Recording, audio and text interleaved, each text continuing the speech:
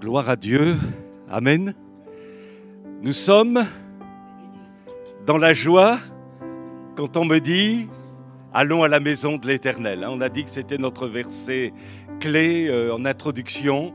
Et c'est vrai que quand on peut venir dans la maison du Seigneur, et la maison du Seigneur c'est vous, c'est moi, c'est chacun de nous, on va dire, avec tous nos autres frères et sœurs dans les autres assemblées évidemment, eh bien c'est une grâce.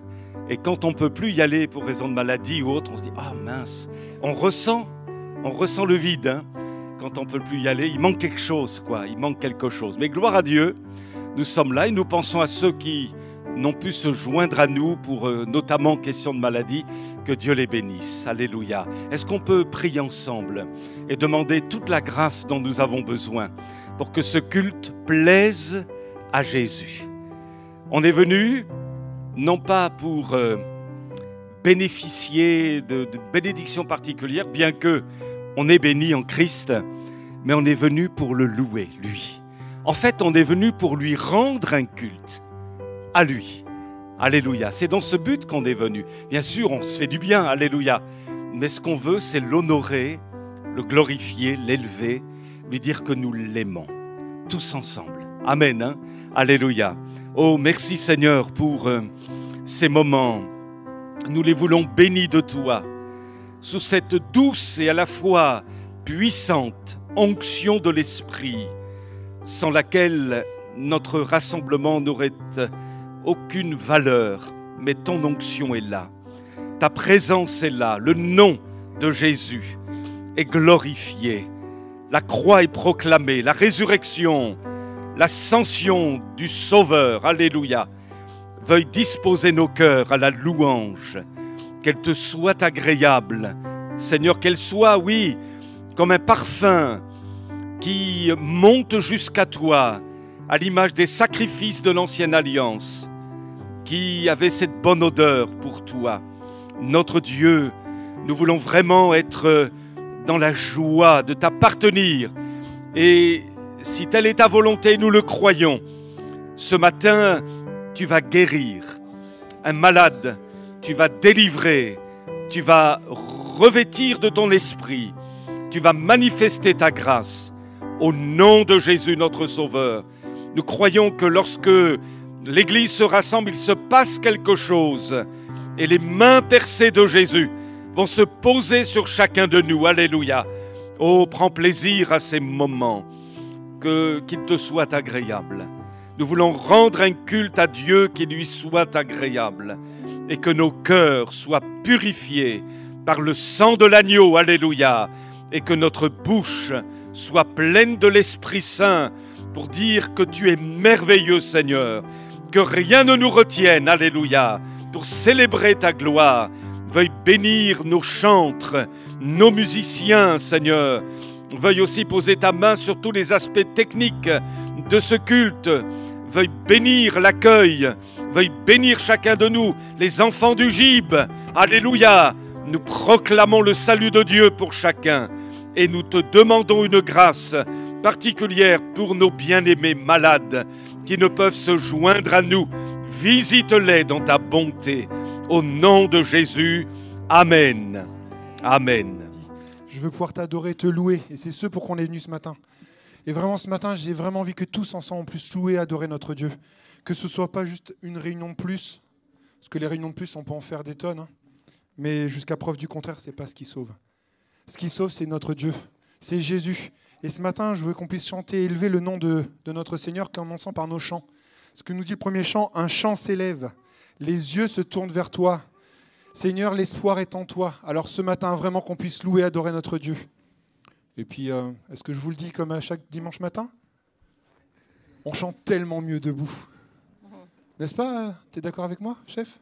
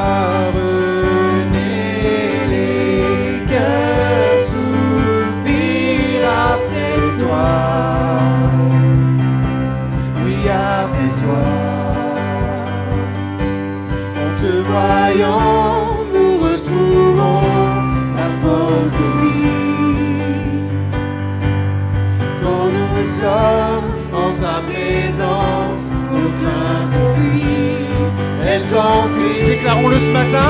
Hosanna, Hosanna, tu es le roi, le sauveur, à toi la gloire et l'honneur. Hosanna, Hosanna, nous t'accueillons parmi nous, sois le bienvenu, ô Jésus. Dans le son des cœurs qui reviennent à toi, reviennent à toi. Dans ton royaume, les vies brisées sont restaurées, sont restaurées. En te voyant, nous retrouvons la force de vie. Quand nous sommes en ta présence, nos craintes fuient, elles s'enfuient. Hosanna, Hosanna, tu es le roi, le sauveur, à toi la gloire et l'honneur. Hosanna,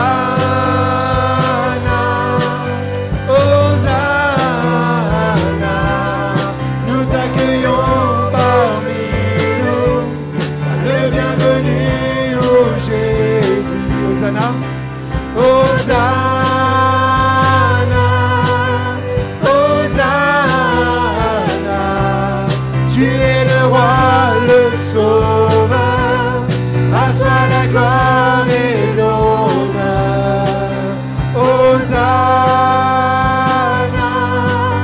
Hosanna, nous t'accueillons parmi nous, sois le bienvenu, ô Jésus. Un chant.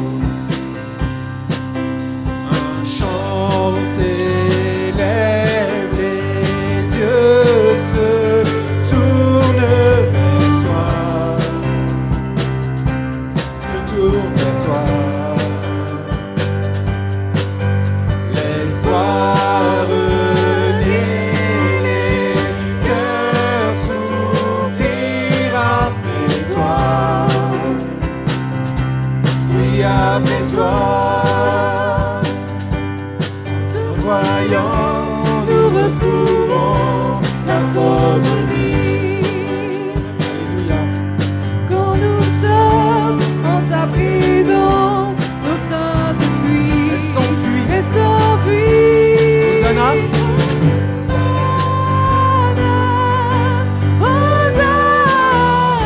Hosanna, tu es le roi, le sauveur, à toi la gloire et l'honneur. Hosanna, Hosanna, nous t'accueillons parmi nous, sois le bienvenu, ô Jésus. Dernière fois, Hosanna. Hosanna, Hosanna, tu es le roi, le sauveur, à toi la gloire et l'honneur. Hosanna, Hosanna,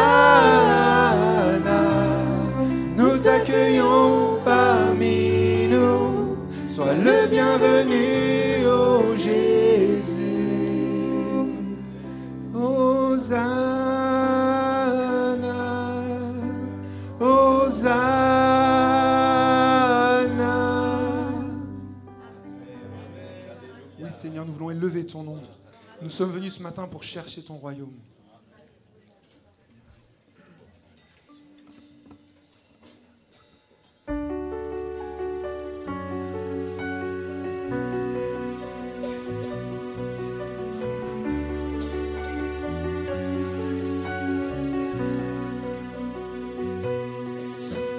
Cherchez d'abord le royaume de Dieu et sa justice. Et toutes choses vous seront données en plus. Alléluia, Alléluia.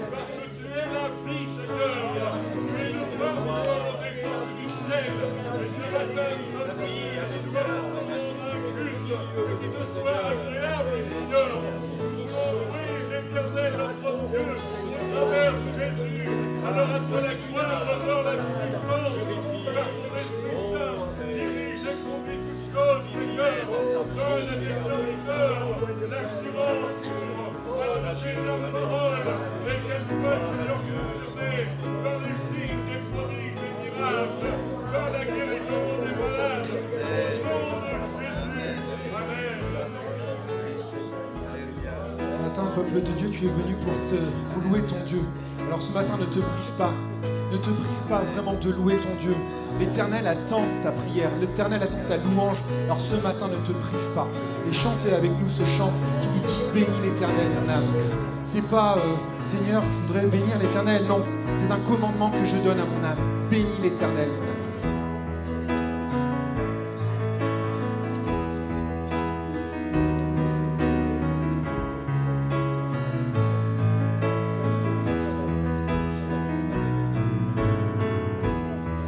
Bénis l'Éternel, oh mon âme, et glorifie son nom. Chante plus que jamais, oh mon âme, je glorifierai ton nom. Voici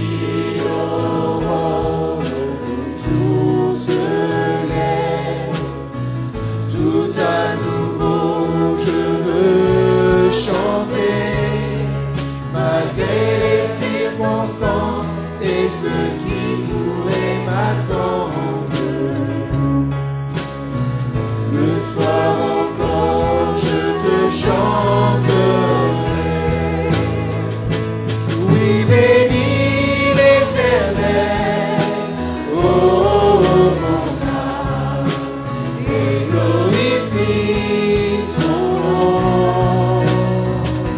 Chante plus que jamais, oh mon âme, je glorifierai ton nom.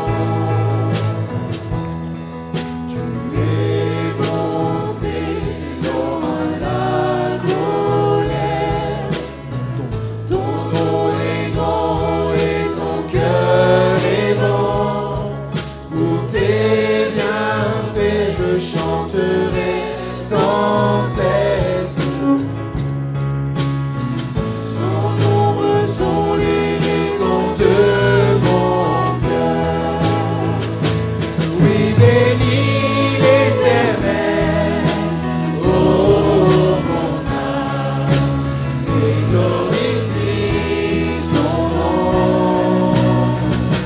Chante plus que jamais, oh mon âme, je glorifierai ton nom. Oh, oh, oh, oh,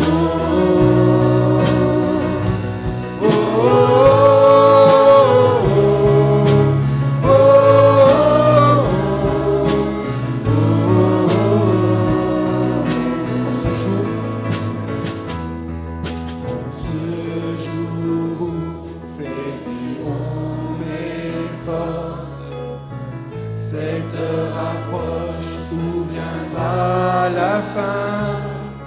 Alors mon âme chantera encore. Durant 1000 ans, vie éternellement. Bénis l'Éternel, oh mon âme, et glorifie son nom. Chante plus que jamais, oh mon âme, je glorifierai ton nom. Oui, bénis l'Éternel, oh mon âme, et glorifie son nom. Chante plus que jamais, oh mon âme, je glorifierai ton nom. Oui, je glorifierai ton nom. Oui, je glorifierai ton nom. Oui, je glorifierai ton nom. Oui, Seigneur, ce matin, je veux glorifier ton nom. Tu es le Dieu merveilleux, Seigneur. Tu es l'éternel. Tu es celui qui est de tout temps et de toute éternité. Alors, Seigneur, je veux te louer, je veux t'adorer. Je veux pouvoir te dire combien je t'aime, Seigneur. Ce matin, me tenir dans ta présence, c'est un privilège, c'est une joie, c'est une grâce que tu m'as accordée, mon Seigneur. Alors, je veux te louer, je veux t'adorer. Je veux pas que ma prière, Seigneur, ma louange soit arrêtée, Seigneur, mais qu'elle soit pas empêchée, mais que vraiment tout mon cœur, toute mon âme s'élève vers toi, mon Seigneur.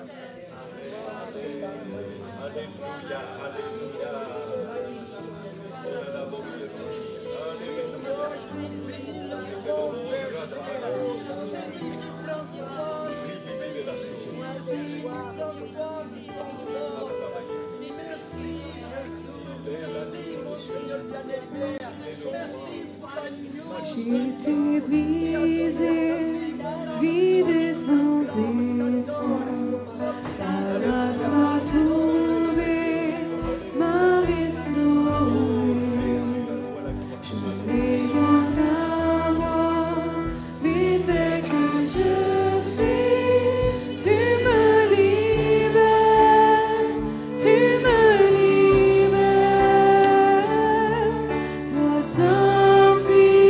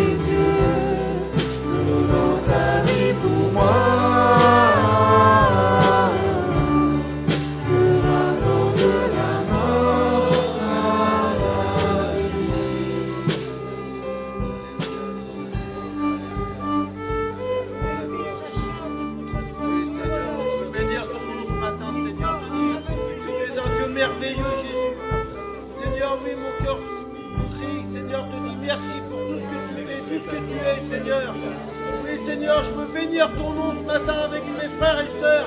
De dire que tu es là ce matin au milieu de nous, en esprit et en vérité. Et nous voulons lever notre voix, de dire merci, seulement merci Jésus pour tout ce que tu fais. Nous ne méritons rien, Seigneur. Nous n'avons rien mérité, mais toi tu l'as fait par amour. Oui, Seigneur, c'est par grâce que tu nous sauves, Jésus. Et je veux bénir ton nom ce matin, de dire merci, Seigneur. Alléluia. À toi revient toute la gloire, Jésus. Amen. J'ai invité ceux qui ont été désignés pour servir la Sainte Seine de nous approcher, s'il vous plaît. Nous chanterons ce chant qui nous dit « Merci pour la croix, Seigneur. Tu es l'agneau sacrifié. Tu es celui qui a, par son sang, par ses meurtrissures, ôté mon péché, qui m'a libéré de mon péché, qui m'a fait sortir de là où j'étais. Et ce matin, je veux vraiment pouvoir, à chaque fois je le dis, mais c'est vrai, se rendre compte de ce qui s'est passé, de la souffrance que Jésus a dû vivre pour nous, de tout ce qu'il a dû endurer pour chacun d'entre nous. Là, j'ai parlé juste pour moi, histoire que vous ne vous sentiez pas accusé. Mais le Seigneur, pour moi, il est mort sur la croix. Il a été flagellé pour moi. Il a été cloué pour moi. Son côté a été percé pour moi. Il a souffert la crucifixion, une mort abominable, honteuse, à ma place. Alors ce matin, je veux vraiment réaliser, Seigneur, ce que tu as fait pour moi. Je veux pouvoir vraiment ce matin me dire, Seigneur, je sais que ce que tu as fait, je ne pourrai jamais, jamais te dire assez merci. Mais je veux quand même le dire parce que malgré tout, même ma petite voix devant toi, Seigneur, tu l'agrées. Parce que tu m'as transformé en enfant de Dieu. Je suis co-héritier de Christ. Alors ce matin, je veux vraiment pouvoir faire lever ma voix devant mon Dieu et lui dire combien je l'aime. C'est un minimum que je puisse lui rendre. Merci pour la croix, Jésus. Merci pour le prix payé. À ma place, tu t'es donné. Quel grand amour. Ma vie est rachetée. Son corps fut meurtri pour moi. On l'a cloué sur la croix. Son sang m'a purifié. Maintenant je sais que Jésus m'a pardonné. Digne est l'agneau.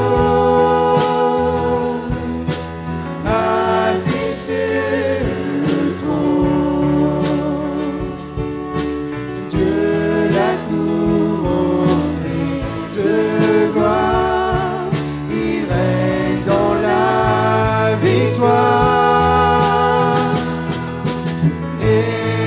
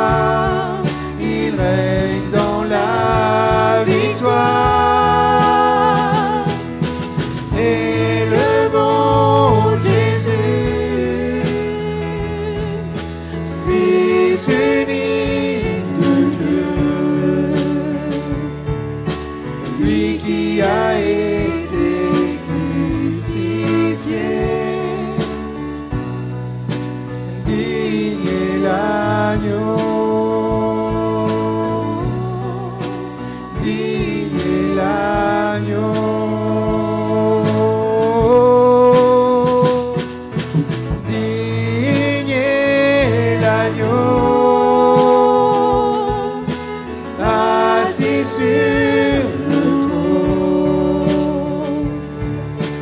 Dieu l'a couronné de gloire, il règne dans la victoire. Élevons Jésus, Fils unique de Dieu, lui qui a été crucifié. Digne est l'agneau, digne est l'agneau, digne est l'agneau.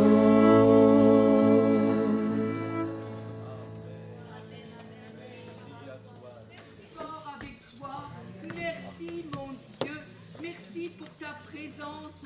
Merci pour la communion fraternelle. Merci pour la liberté de pouvoir se rassembler. Tout cela, ce sont des grâces de ta part. Et nous voulons en être conscients. Oui, merci pour tout. Pour le souffle de vie que tu nous donnes jour après jour. Je te dis à toi la gloire, à toi l'honneur, à toi la gloire. la puissance. Amen. Gloire à Dieu. Amen. Merci au Seigneur pour ces bons moments qui nous ont permis de nous approcher à nouveau de son glorieux trône par la louange, alléluia, l'adoration, l'acclamation, la célébration de son nom.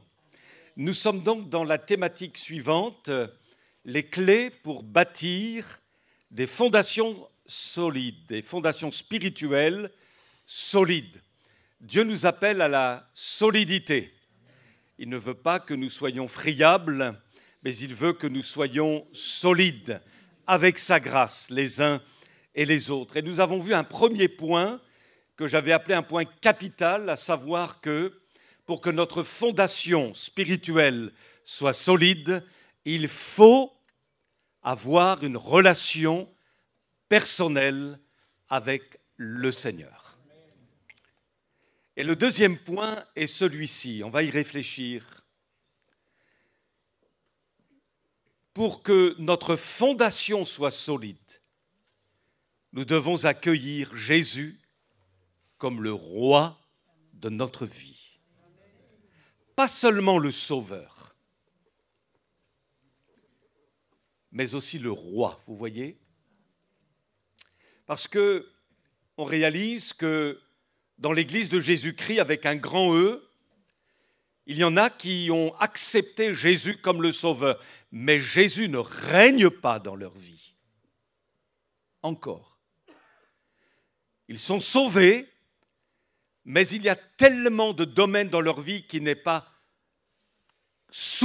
sont pas soumis à la royauté de Jésus.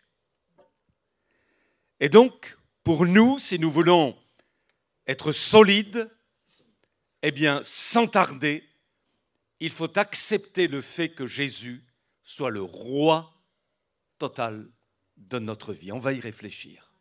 Et je vous propose une lecture dans le premier livre de Samuel, au chapitre 8. Premier livre de Samuel, au chapitre 8, à compter du verset 1 jusqu'au verset 7. 1 Samuel 8, verset 1. Lorsque Samuel, le prophète Samuel, devint vieux, il établit ses fils juges sur Israël. Son fils premier-né se nommait Joël et le second Abia. Ils étaient juges à Beer-Shéba. Les fils de Samuel ne marchèrent point sur ses traces. Ils se livraient à la cupidité, recevaient des présents, violaient la justice. Tous les anciens d'Israël s'assemblèrent et vinrent auprès de Samuel à Rama. Ils lui dirent : « Voici, tu es vieux, et tes fils ne marchent point sur tes traces. Maintenant, établit sur nous un roi pour nous juger, comme il y en a chez toutes les nations. Samuel vit avec déplaisir qu'il disait « Donne-nous un roi pour nous juger ». Et Samuel pria l'Éternel. L'Éternel dit à Samuel « Écoute la voix du peuple dans tout ce qu'il te dira, car ce n'est pas toi qu'il rejette, c'est moi qu'il rejette, afin que je ne règne plus sur eux. » Samuel était un homme de Dieu remarquable qui a permis au peuple d'Israël de sortir de la période particulièrement sombre des juges. Une période triste, désastreuse, où le péché régnait chez le peuple, dans les familles, dans les maisons, un temps marqué par la désobéissance chronique du peuple à l'égard de l'Éternel. Et il y a dans le livre des Juges comme un cycle, tel un refrain qui revient régulièrement. D'abord le peuple pêche, se livre à la débauche, se livre à l'idolâtrie, se désolidarise des commandements de Dieu. Ensuite, il y a la sanction de Dieu, permettant aux peuples alentours de faire des ravages au sein d'Israël.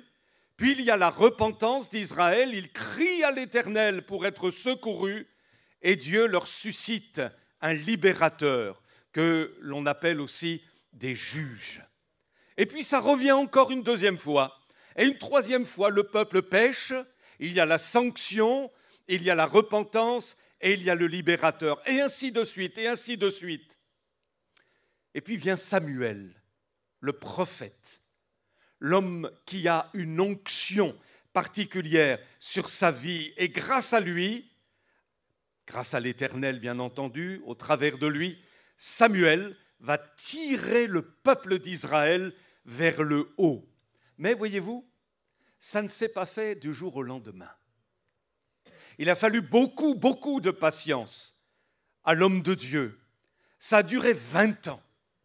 20 ans de prédication avant que ça ne commence à bouger. 20 ans d'appel à la repentance. 20 ans d'appel, mes amis, à revenir à l'Éternel, d'appel à sortir de l'idolâtrie, à sortir de la léthargie spirituelle, parce que pendant 20 ans, rien n'y faisait. Ça ne bougeait pas, personne ne décollait, et les idoles étaient soigneusement conservées, adorées dans les maisons, adorées sur les hauts lieux. Et puis, au bout de 20 ans, gloire à Dieu, il y a une prise de conscience. Le peuple s'est laissé saisir par la parole prophétique, à tel point que nous lisons dans 1 Samuel chapitre 7 ceci, toute la maison d'Israël poussa alors des gémissements vers l'Éternel. Samuel dit à toute la maison d'Israël, si c'est de tout votre cœur que vous revenez à l'Éternel, ôtez du milieu de vous les dieux étrangers, les Astartés, dirigez votre cœur vers l'Éternel, servez-le lui seul, et il vous délivrera de la main des Philistins. Et les enfants d'Israël ôtèrent du milieu d'eux les Baals, les Astartés, et ils servirent l'Éternel seul. Au bout de 20 ans de patience, de labeur pour Samuel, enfin, le peuple réagit et fait du nettoyage dans le cœur, mais aussi dans les maisons.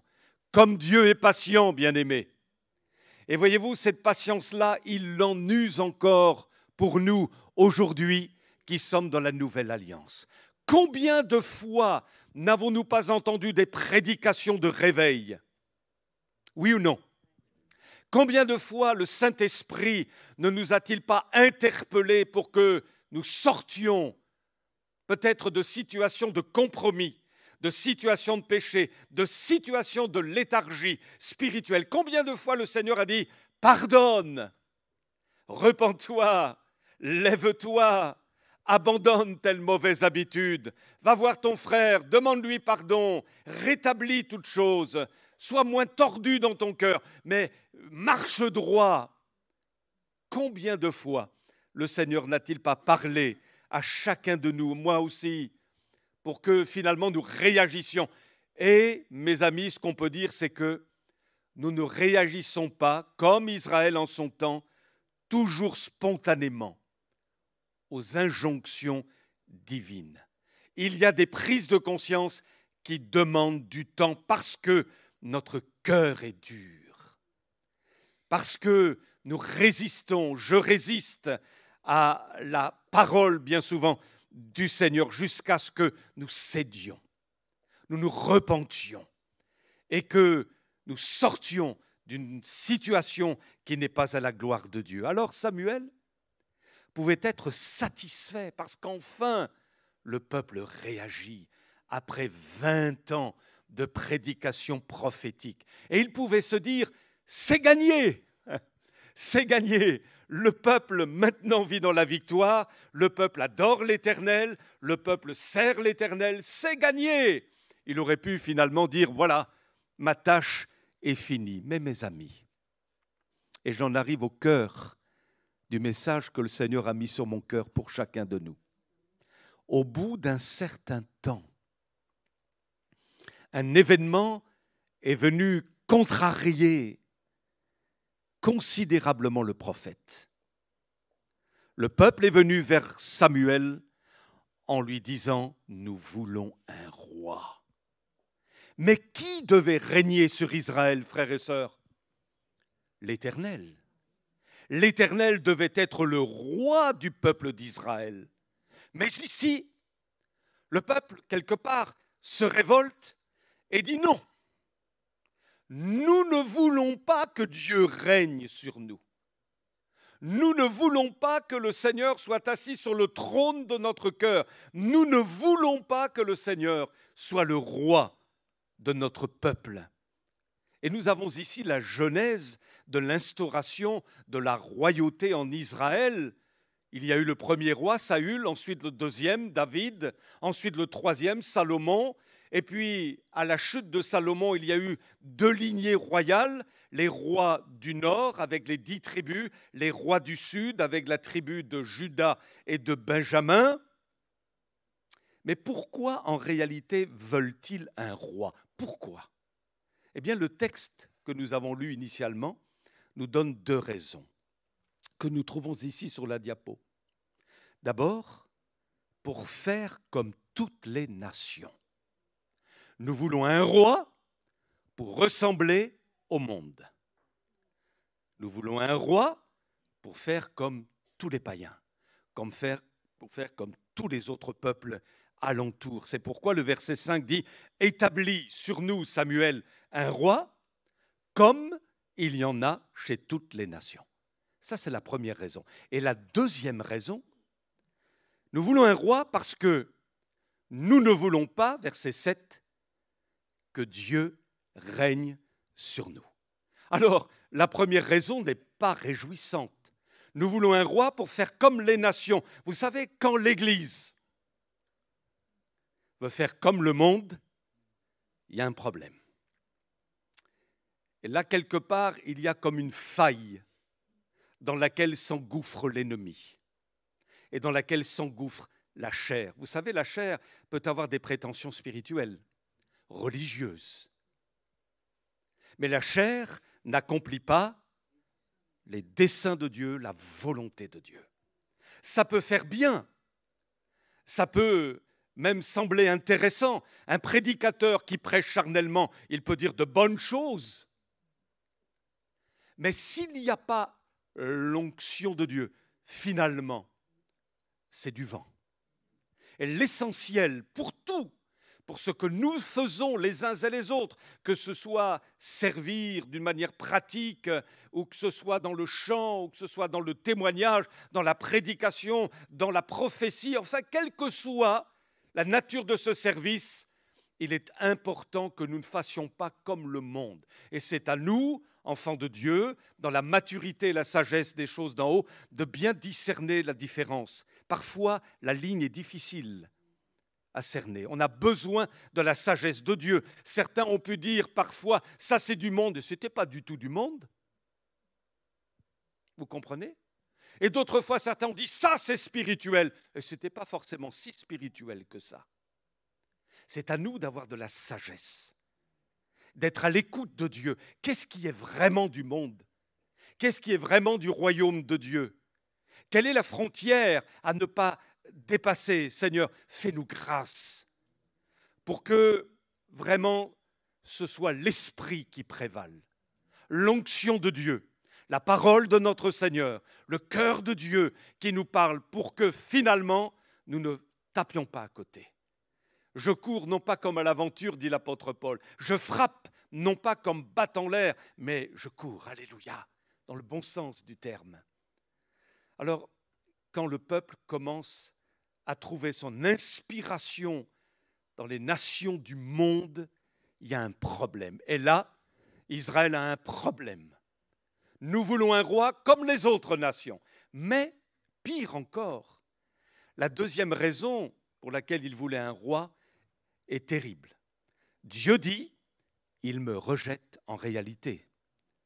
Bien que je pense que le peuple, avec l'impulsion donnée par Samuel, et la Bible le montre, ils ont retiré les Astartés, donc il y avait quand même un progrès net, évident, mais il y a une lacune profonde qui peut aussi être la nôtre, finalement.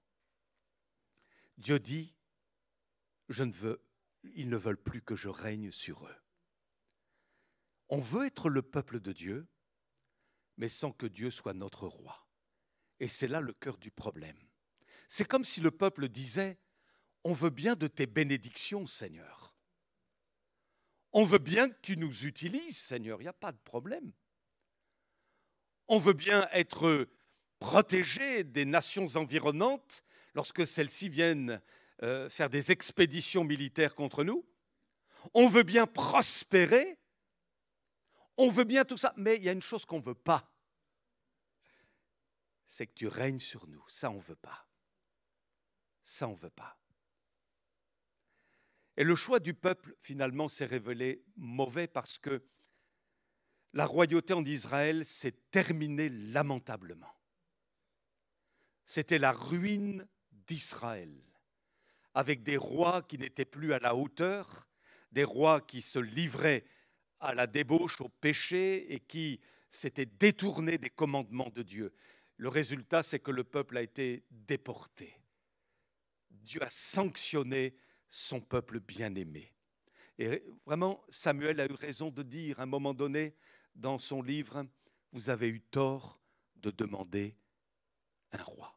Alors, où est-ce que je veux en venir ce matin dans notre réflexion? Quelle est l'application que nous pouvons en tirer? Alors, on va voir dans la prochaine diapo ceci. Et je voudrais vraiment que ce soit une parole de Dieu pour toi ce matin. Pour toi, mon frère, ma sœur. Je voudrais vraiment que ça puisse percuter vraiment, quoi. Par le Saint-Esprit, que chacun puisse prendre position réellement à seule fin que Jésus soit le roi de notre vie et de ta vie. C'est un processus. Ça demande du temps. Mais tout est dans le oui prononcé par notre cœur. Oui, je le veux. Oui, je le veux. Le Seigneur va nous y aider. Oui, je le veux. Vivre sa vie chrétienne sans que Jésus en soit le véritable roi est un mauvais choix, comme Israël en son temps, un choix qui conduit à l'échec spirituel. Je le relis. Vivre sa vie chrétienne sans que Jésus en soit le véritable roi est un mauvais choix qui conduit à l'échec spirituel. Tout dans le Nouveau Testament nous montre que par la prédication de la croix, la personne qui se convertit est amenée à reconnaître la royauté de Jésus. Et vous remarquerez avec moi que dans le Nouveau Testament, le terme sauveur est moins utilisé que le terme Seigneur, kurios en grec. Pour bien montrer que, oui, il est notre sauveur, alléluia, mais plus encore, il est notre Seigneur. Par exemple, dans les Philippiens, il est dit, c'est pourquoi aussi Dieu a souverainement élevé Jésus, lui a donné le nom qui est au-dessus de tout nom, afin qu'au nom de Jésus, tout genou fléchisse. Et vous avez en tête l'image du roi devant lequel on se prosterne. Et nous qui sommes dans une république, une démocratie, on a perdu la notion de la royauté, vous voyez. On n'a pas une mentalité d'une société qui fonctionne avec un roi comme autrefois. Donc on a peut-être un peu plus de mal à comprendre finalement. Mais un roi, c'est quelqu'un devant qui on se prosterne. On se soumet volontairement en ce qui concerne bien entendu le Seigneur, afin qu'au nom de Jésus, tout genou fléchisse dans les cieux, sur la terre, sous la terre, et que toute langue confesse que Jésus-Christ est Seigneur, roi, à la gloire de Dieu le Père. Lorsque Pilate pose la question à Jésus, « Tu es donc roi ?» Jésus dit, « Tu le dis, je le suis. » Et dans l'Apocalypse, il est dit qu'il est le Seigneur des seigneurs, il est le roi des rois. C'est vraiment une grâce quand on peut dire, « Jésus, tout mon être t'est soumis. » Vous savez d'où viennent les problèmes? Les problèmes souvent viennent du fait que Jésus n'est pas le roi. Dans un couple, par exemple, il y a des tensions qui sont évidentes. Qui, dans son couple, n'a pas vécu des tensions? Levez pas la main, vous auriez tort. Vous voyez, même le meilleur d'entre nous, ça fait partie de la vie terrestre, on a envie de dire. C'est comme ça. Ça ne veut pas dire que c'est toujours comme ça, mais ça fait partie de la vie d'un couple, c'est tout. De la même manière, avec des enfants, il y a des tensions aussi. Mais voyez-vous, quand un couple, je parle du couple chrétien, a accueilli Jésus comme le roi, le Seigneur, il y a toujours alors des solutions. Il y a des solutions. Pourquoi? Parce que monsieur fléchit le genou. Madame fléchit aussi le genou. Et on dit, Seigneur, c'est toi le roi de notre couple. C'est pas le diable. C'est pas l'orgueil, c'est pas l'ego. C'est toi le roi. Et ça change bien des choses. Alléluia. Bien des problématiques de péché et autres. Quand Jésus est vraiment le roi, alors le péché finit par être vaincu. S'il n'est que le sauveur, ce n'est pas suffisant. Il faut qu'il règne dans tous les aspects, tous les domaines, tous les départements de notre vie. C'est bon de pouvoir dire, je suis à toi. Je soumets ma vie à ta royauté, à ta souveraineté. Je dépose ma couronne à tes pieds. Tu es mon maître. Alléluia. Tu es mon maître, Seigneur. Avant notre rédemption, nous avions des rois qui régnaient, même si nous n'en étions pas toujours conscients. Le premier roi qui régnait en nous, ça va apparaître sur la diapo, c'est Satan. Comment Satan régnait en moi? Ce n'est pas possible. Enfin, eh bien si. Celui qui n'est pas à Jésus, il appartient au diable. Le Seigneur ne va pas par 4 chemins. C'est où tu appartiens à Jésus, il est ton maître, il est ton sauveur, il est ton Seigneur, ou tu appartiens au diable. C'est aussi simple que ça. Mais c'est ça, en réalité, la vérité. Et l'apôtre Paul nous dit dans l'épître aux Éphésiens, autrefois, vous étiez morts à cause de vos fautes et de vos péchés. Par ces actes, vous conformiez alors votre manière de vivre à celle de ce monde.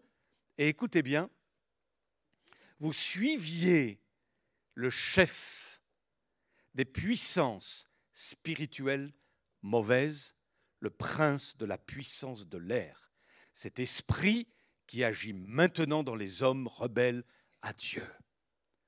Quand on s'est vraiment converti, on réalise, il y a une prise de conscience que, oh oui, mais finalement, j'étais assujetti au malin. J'étais emprisonné par le diable dans mes raisonnements, même dans mon système religieux, dans ma façon d'être. Je ne le réalisais pas. Personnellement, je ne le réalisais pas. Quand j'ai donné ma vie à Jésus, là, j'ai réalisé, oh, quelle prise de conscience. Satan était mon maître avant que je me tourne vers Jésus. Et pour chacun d'entre nous, évidemment, c'est la même chose. C'est pourquoi l'apôtre Paul dit dans les Colossiens, il nous a arrachés. Vous voyez l'expression ? Arrachés. Vous voyez, c'est comme si le Seigneur nous prenait avec amour par le col. Il nous arrache. Parce qu'il y en a un qui nous tenaille, qui nous enserre. C'est l'ennemi. Et peut-être qu'au milieu de nous, quelqu'un est tenaillé, tenu par Satan. Dans tes raisonnements, dans ta manière d'être, de fonctionner. Tu peux fréquenter l'église et vivre comme un païen en réalité. Et tu as besoin de changer de maître.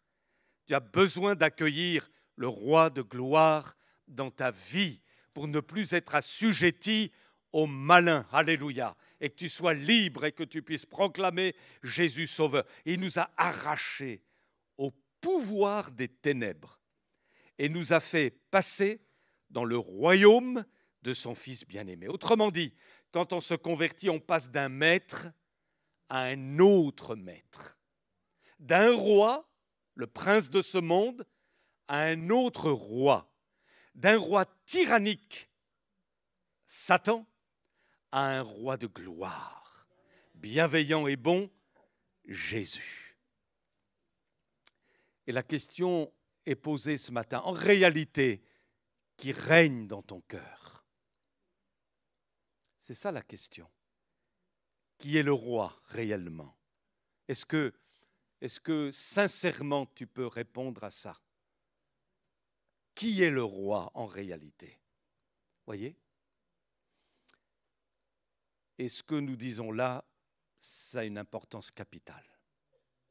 Capitale, parce qu'il en va de notre éternité, de notre avenir éternel. Ne nous leurrons pas. Il faut vraiment qu'on comprenne bien ça et que le Saint-Esprit puisse nous aider, vous et moi. Un deuxième roi que nous avions et qui peut encore avoir quelques droits, encore aujourd'hui, malgré notre conversion, c'est le moi. Alors, on pourrait dire le mot ah, le moi, vous voyez? C'est terrible, hein, le moi, c'est terrible. Hein. Waouh, notre nature pécheresse, le vieil homme, notre ego. Quelqu'un a dit ceci, c'est bien mal connaître notre moi que de s'évertuer à vouloir le satisfaire et l'épanouir en faisant ses 4 volontés. Doué d'un appétit pantagruélique, il n'est jamais rassasié, jamais heureux, toujours assoiffé de plats plus épicés, d'émotions et de sensations fortes, d'élixirs plus doux ou plus corsés. Le moi est un puits sans fond. Plus on le flatte et on le nourrit, plus il s'enfle, s'étale, déborde, écrase et envahit, n'ayant jamais assez d'espace pour être à son aise et bien dans sa peau. La Bible est claire, là aussi, et vraiment il nous faut toute la grâce de Dieu, c'est que la place du moi, elle est où aujourd'hui pour nous, enfants de Dieu? Où elle doit être où doit être le moi? Sur la croix. Sur la croix. Et vous savez que selon l'apôtre Paul dans l'Épître aux Corinthiens, il y a 3 catégories de personnes aux yeux de Dieu. Il y a d'abord l'âme irrégénérée, c'est l'inconverti. Ensuite, il y a le chrétien charnel, chrétien oui, charnel parce que ce n'est pas l'esprit qui est le maître, Jésus qui est le maître. c'est encore sa chair, ses désirs, sa volonté, sa personnalité, son identité, son orgueil, ses envies. Voyez ? Donc, il est appelé, selon l'apôtre Paul, chrétien charnel. Et puis, il y a le chrétien spirituel.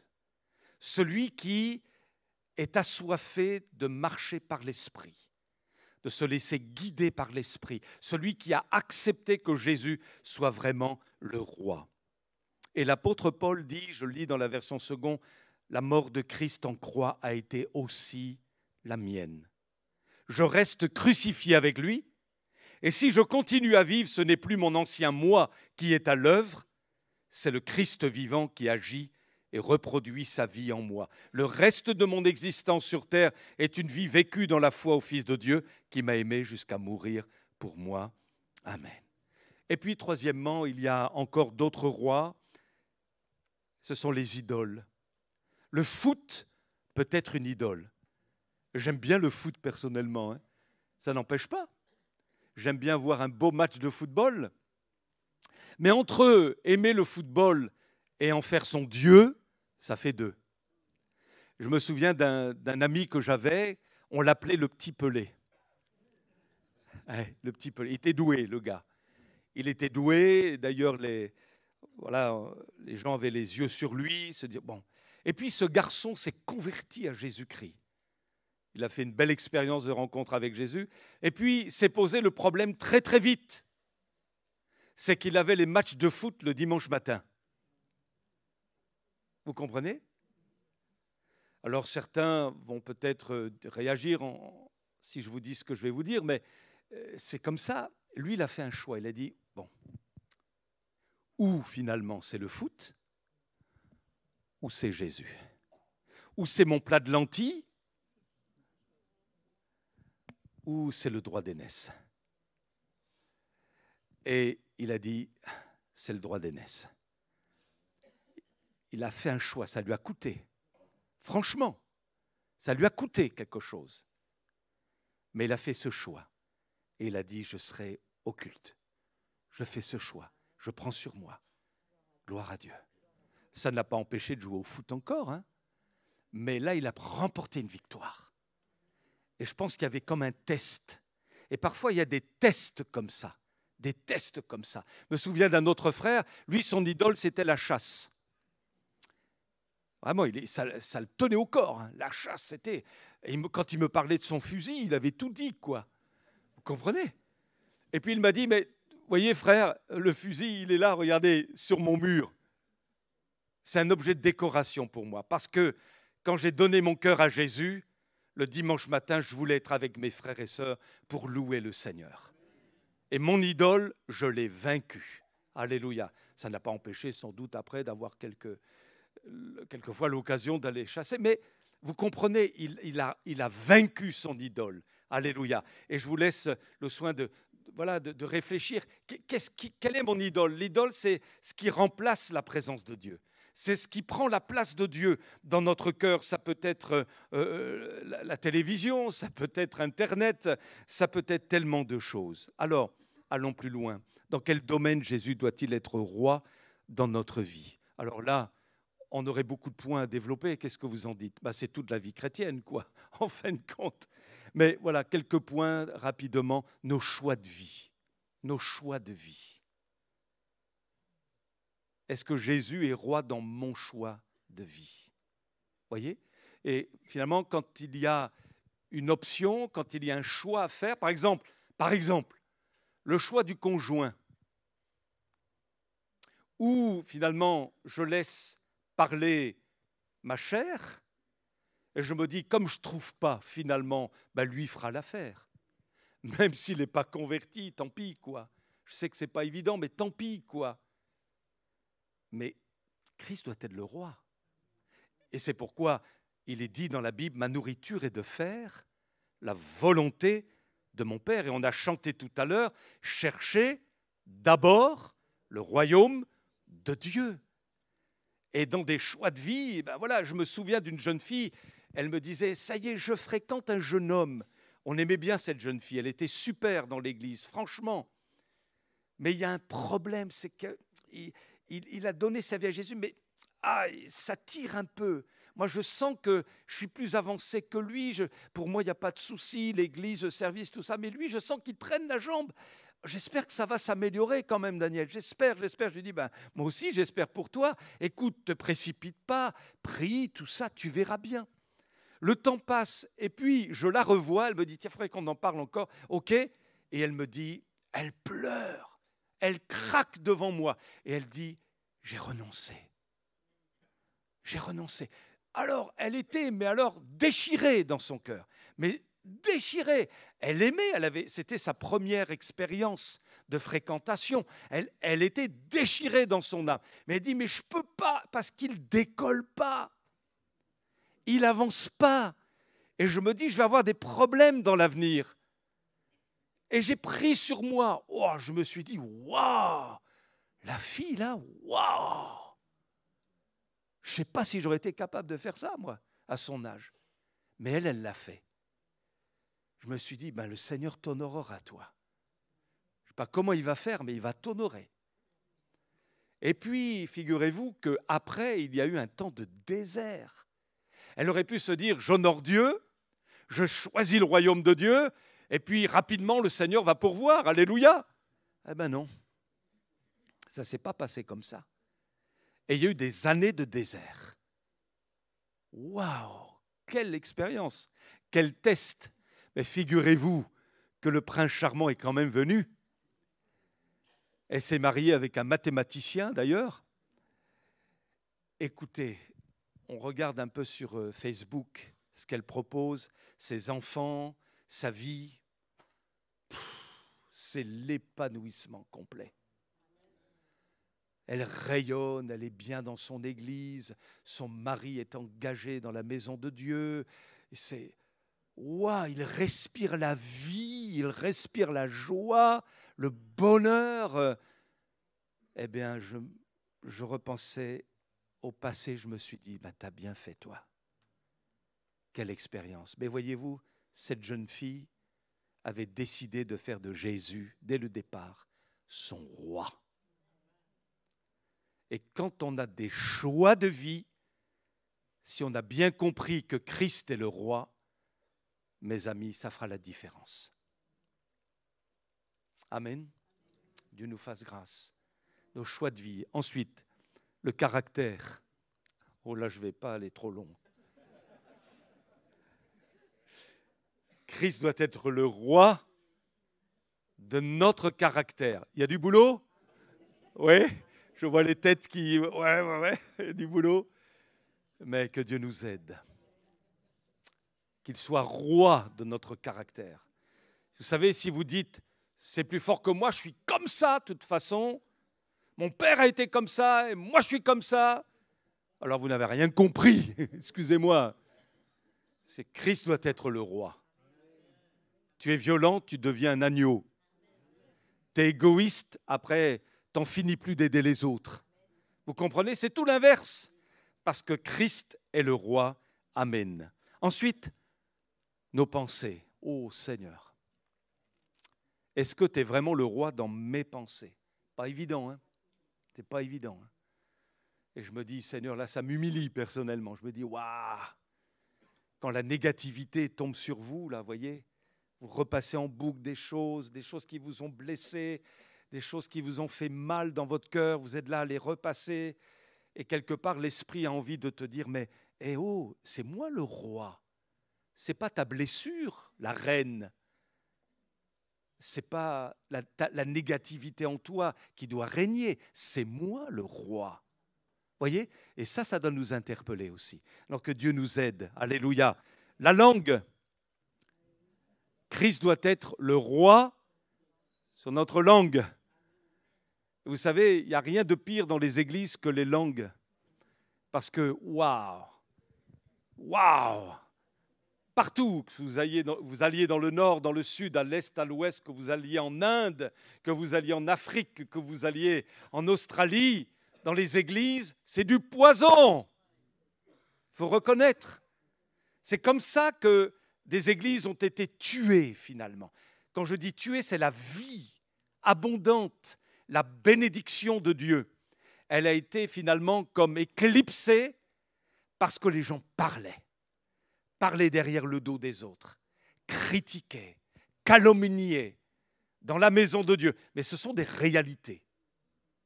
Et il faut vraiment, je le dis pour moi-même, Seigneur, aide-moi, aide-nous.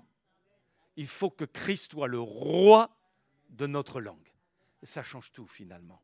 Et puis notre cœur, évidemment, garde mon cœur plus que toute autre chose. Notre cœur, notre identité, notre personnalité, tous nos sentiments, tout ce qui fait qu'on est ce qu'on est, quoi. Eh bien, Seigneur, règne. Alors je vais vous dire ceci. Vous savez, quelqu'un dit, dans le cœur de l'homme, il y a deux choses. Il y a une croix et il y a un trône. Le chrétien charnel, c'est celui qui a laissé Jésus sur la croix et lui, il est assis sur le trône. Le chrétien spirituel, celui qui veut vraiment avancer avec Jésus, vous savez où il est? Il est sur la croix. Et il a laissé Jésus s'établir sur le trône de son cœur. Amen. J'ai lu une petite histoire là, dernièrement, pendant que les musiciens vont vous monter. Il paraît que c'est une légende indienne. C'est un brave qui trouve un œuf d'aigle. Et savez-vous ce qu'il a fait avec l'œuf d'aigle? Il l'a déposé dans la basse-cour. Et puis, l'aigle est venu au monde. Le problème, c'est qu'il a mangé comme une poule, il marchait comme une poule, il vivait comme une poule. Je ne vais pas vous dire qu'il réfléchissait comme une poule, parce que ça ne réfléchit pas beaucoup, une poule. Mais vous comprenez? Donc du coup, l'aigle, c'était comme une grosse poule dans le poulailler. Et puis, l'aigle a vieilli, il est devenu vieux, et à un moment donné, il aperçoit un oiseau majestueux dans le ciel. Alors il dit aux autres, mais c'est quoi cet oiseau merveilleux qui plane là dans le ciel majestueusement? C'est quoi? Et on lui répond, c'est un aigle. Et là, il réfléchit, et les poules tout autour lui disent, de toute façon, toi, tu n'es pas un aigle, tu es des nôtres. Et l'aigle est mort. Et je vais vous dire ceci, si Jésus n'est pas le roi de notre vie, eh bien on est à l'image de cet aigle, excusez-moi, dans le poulailler. On ne vit pas réellement notre vocation. On passe à côté de notre véritable vocation. Mais à partir du moment où nous accueillons Jésus comme le roi, on commence à décoller. On commence à prendre l'envol comme l'aigle majestueux. Et là, ça devient intéressant. Là, on se dit, waouh, c'est ça la vie chrétienne. C'est sûr, il y a la croix, c'est sûr, il y a la victoire sur le péché, sur notre caractère, il y a la sanctification, il y a tout ça. Oui, mais quel bonheur de vivre notre identité en Christ comme ça. Ça vaut le coup. Et là, on peut dire, waouh, Seigneur, non seulement tu es mon sauveur, mais comme tu changes ma vie, comme tu changes ma mentalité, mon identité, comme tu as fait du travail en moi, mais vrai, je suis un homme nouveau, je suis une femme nouvelle, mais gloire à toi, Seigneur, parce qu'il est devenu le roi de notre vie. Alléluia. Alors, bien-aimés, je pense qu'on est tous concernés. Je ne veux pas dire, allez, moi je suis concerné plus que vous, toi tu es plus concerné que ton voisin. On est d'accord? On a tous besoin de reconnaître, d'accepter, de vivre, d'expérimenter la royauté de Jésus. Ça fait toute la différence. Mais il y a un positionnement nécessaire. C'est mon fils qui me disait, mon deuxième me dit, papa, il faut savoir ce que tu veux.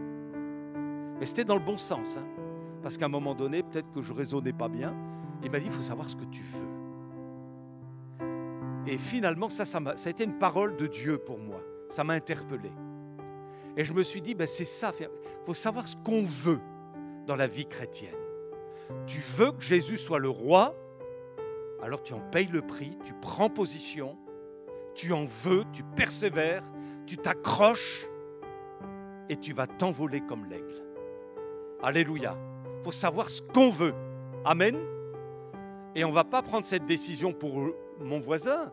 Je ne peux pas prendre cette décision pour mon épouse, ni elle pour moi, en tant que pasteur. C'est à moi de prendre cette décision, à moi. Et c'est à toi de la prendre aussi, de dire, ok Seigneur, tu n'es pas tout à fait le roi là. Alors je t'accueille et tu vas régner. Amen. On se lève ensemble, on prie, on prend position. Je bénis Dieu de ce qu'il y en a beaucoup au milieu de nous qui ont déjà accueilli Jésus comme le roi. Alléluia. Hein? Et puis on veut prier pour les autres aussi.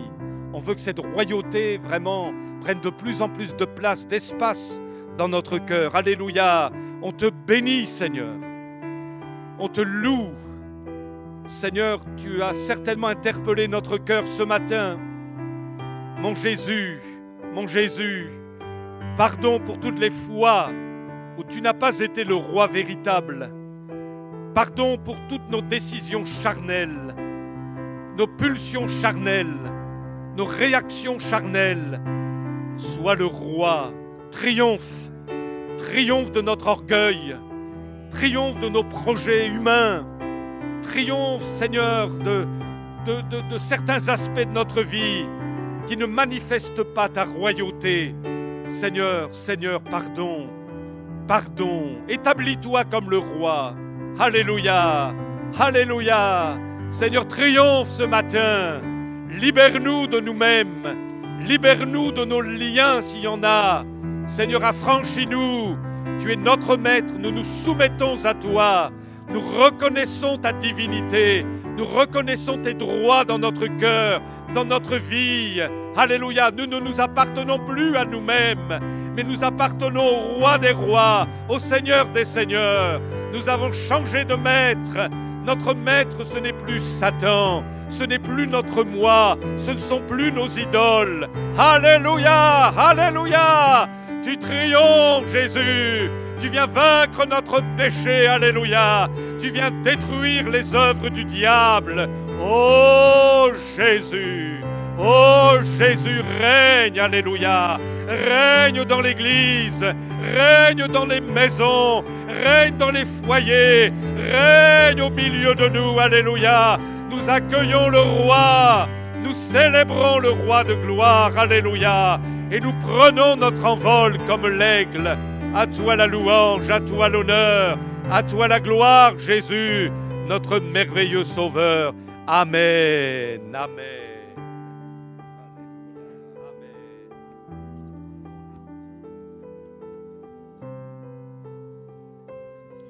Avant de prendre les annonces et pour terminer, je voudrais qu'on chante un chant qui, je pense, va quand même dans la ligne de ce qu'on vient d'entendre. Parce que si on est sauvé, si le Seigneur est le roi de notre cœur, on est dans la joie. Et ce matin, je veux vraiment qu'on chante la joie. Donc je suis dans la joie. J'ai une joie immense parce que le Seigneur m'a sauvé.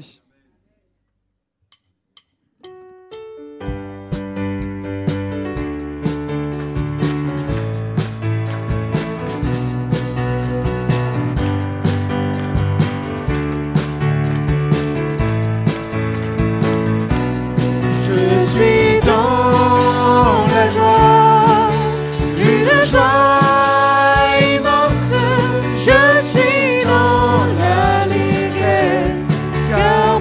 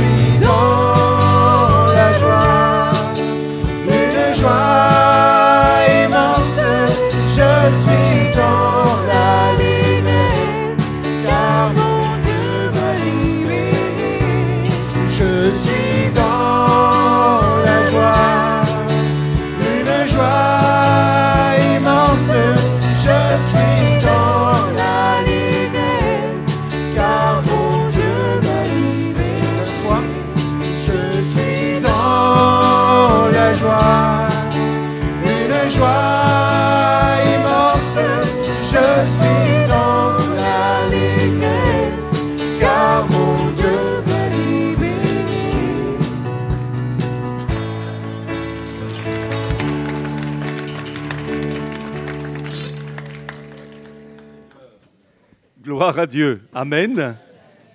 Alors, on a des annonces à faire. C'est la partie la plus facile. Mais tenez bon, tenez bon. Alors, voilà, gloire à Dieu. Et notre formulation habituelle. Tu peux regarder ton voisin, ta voisine, et de tout cœur la bénir. Alléluia. Un grand merci aux chantres, aux musiciens, au service d'accueil, la technique. Bon retour à chacun. Soyez bénis.